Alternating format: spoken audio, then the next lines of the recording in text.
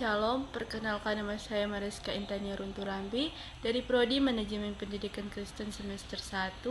Saat ini saya akan membahas tentang hak asasi manusia dan Pancasila dan Undang-Undang Dasar 1945. Hak asasi manusia merupakan hak-hak dasar yang melekat pada diri manusia sejak lahir sebagai anugerah Tuhan Yang Maha Esa. Hak asasi manusia di Indonesia memiliki landasan yang kuat dalam ideologi Pancasila dan Undang-Undang Dasar 1945. Pancasila sebagai dasar negara tidak hanya berfungsi sebagai pedoman moral dan etika, tetapi juga memiliki kerangka hukum yang mengatur perlindungan HAM. Hak asasi manusia dapat dibedakan menjadi beberapa kategori, antara lain yang pertama, hak pribadi, kebebasan untuk berpendapat, beragama, dan berorganisasi. Yang kedua, hak properti, kebebasan untuk memiliki dan mengelola barang serta melakukan transaksi. Yang ketiga, hak kesetaraan hukum, perilaku yang sama di hadapan hukum. Yang keempat, hak politik, hak untuk berpartisipasi dalam pemerintahan dan pemilihan umum. Yang kelima, hak sosial budaya, kebebasan dalam memilih pendidikan dan mengakses pelayanan kesehatan. Yang keenam, hak prosedural, perlindungan hukum dalam proses peradilan. Perjuangan perlindungan terhadap hak asasi manusia telah ada sejak awal manusia ada di bumi ini untuk melindungi hak-hak dasar yang dimiliki setiap individu sebagai anugerah Tuhan.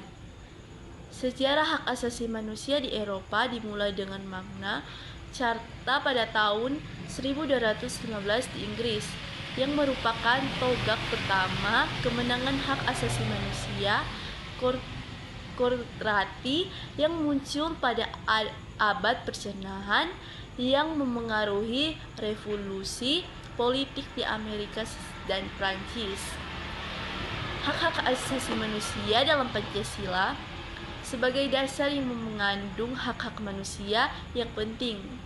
Sila pertama, ketuhanan yang Maha Esa, memuat hak untuk bebas beragama dan menekankan pentingnya keadilan sosial.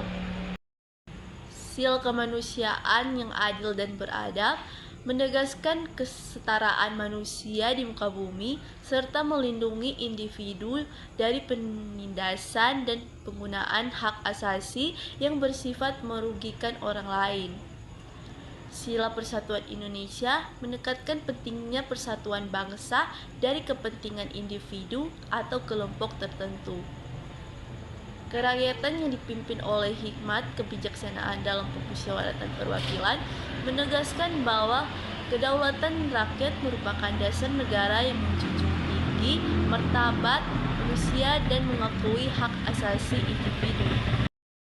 Sila keadilan sosial bagi seluruh rakyat Indonesia mendorong terciptanya kesejahteraan bagi setiap warga negara.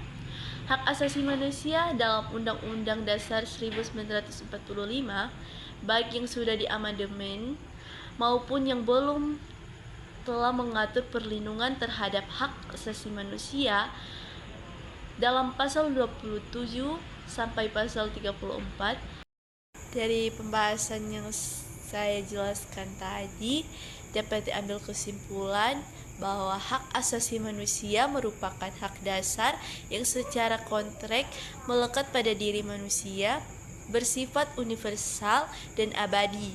Oleh karena itu, hak asasi manusia harus dihormati, dijunjung tinggi, dilindungi, dan dipertahankan oleh negara, hukum, pemerintah, dan setiap orang, dan tidak boleh diabaikan atau dirampas oleh siapapun demi kehormatan serta perlindungan harkat dan martabat manusia sebagai anugerah Tuhan Yang Maha Esa.